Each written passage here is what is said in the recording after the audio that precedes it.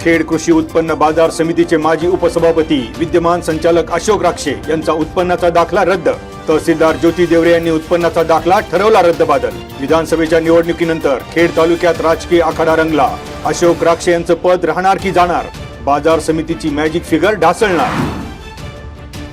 स्वयंघोषित प्रमाणपत्र दिल्यावरून बाजार समितीचे संचालक अशोक राक्षे यांच्यावर खेड पोलीस ठाण्यात अदखलपात्र गुन्हा दाखल।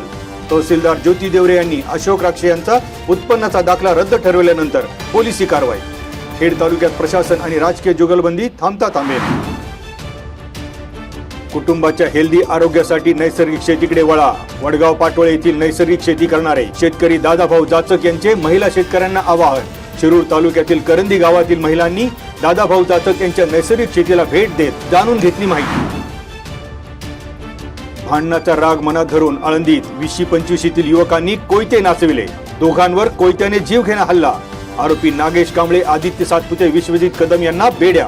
विठ्ठल गट्टे आणि बालाजी लिंबोळे दोघे गंभीर जखमी। मुख्य आरोपी महेश पितळे याच्यावर गुन्हा दाखल।